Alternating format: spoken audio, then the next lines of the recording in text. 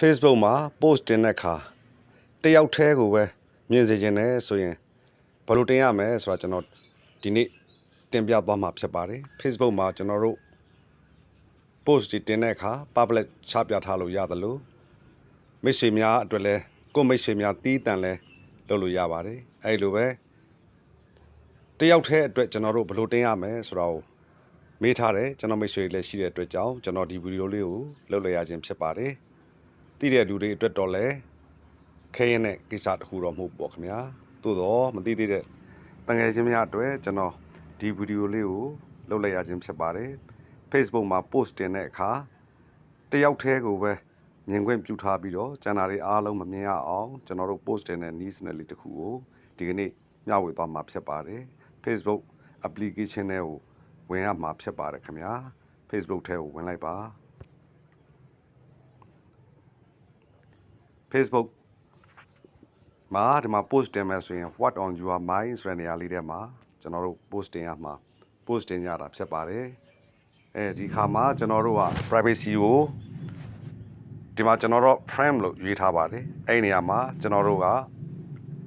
ဒီမှာ public ဆိုရင်မိတ်ဆွေတို့အားလုံးသိတဲ့အတိုင်း public ဖြစ်သွားမှာဖြစ်ပါတယ် follower များလိုချင်တဲ့ပုံကိုယ်တွေကတော့ public မှာထားရမှာဖြစ်ပါတယ် friend ဆိုရင်တော့မိမိရဲ့မိတ်ဆွေတွေအားလုံးမိမိရဲ့မိတ်ဆွေတွေပဲမြင်ရတွေ့ရမှာဖြစ်ပါတယ် friend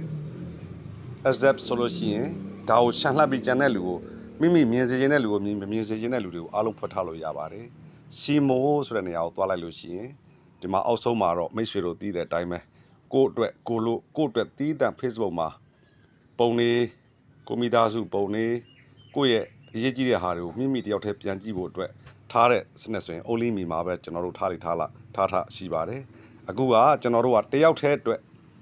ကျွန်တော်တို့ကတင်နေတယ်ကျန်တဲ့တငယ်ချင်းတွေအားလုံးနဲ့မှာတငယ်ချင်းတယောက်တည်းကိုရည်စူးပြီးတော့ပို့ကျင်တယ်ဆိုရင်ဒီ specific friends ဆိုတဲ့နေရာကိုနှိပ်ရမှာဖြစ်ပါတယ်အဲ့ခါမှာကိုကဘသူ့ကိုမြင်စေချင်တာလဲတယောက်တည်းပဲ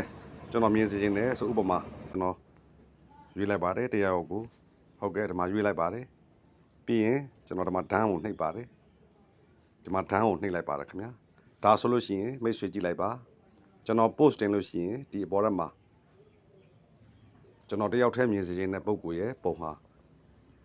စာဟာပေါ်နာမည်ဟာပေါ်လာမှာဖြစ်ပါတယ်ဟုတ်ကဲ့ဒီပုံစံမျိုးတိုင်းပဲကျွန်တော်တို့တယောက်တည်းအတွက်ရည်စူးပြီးတော့ဘလို့ post တင်ရမယ်ဆိုတာကိုဒီနေ့ကနေမျှဝေလိုက်ရပါတယ်ခင်ဗျာဒီဗီဒီယိုလေးကိုအဆုံးထိဝင်ရောက်ကြည့်ရှုပေးတဲ့အတွက်ကြောင့်အထူးပဲကျေးဇူးတင်ပါတယ်ခင်ဗျာ